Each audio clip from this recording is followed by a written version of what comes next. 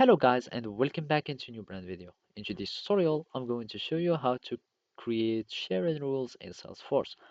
So make sure to watch the video to the end and follow the simple steps.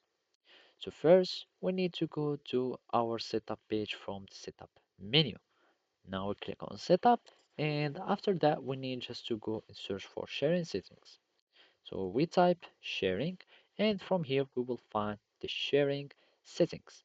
So basically, those are all the objects of the organizations, and these are also some other sharing rules, account sharing rules, or sharing rules concerning each setting or each object. And basically, for example, we have these lead object sharing rules. So basically, we need simply to click on new, and from here, we will be able to start adding the rule.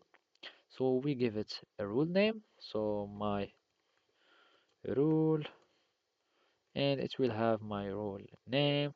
And from here, you can choose the rule type either based on record owner or criteria. If it is criteria, you will need just to choose the field and add some operations here or comparisons.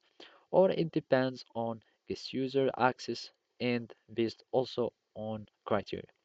So from here, we will select which record to be shared, and from here we can choose by role, and we give them any type of role here, or you can choose by public groups, and I already have some. So here my public group, and now you select the user to share with. So also I will just choose from public group and that's it. So then you click on save and now you have your sharing setting that has been created. So basically this is you can do how you can do it. Thank you for watching. See you next time.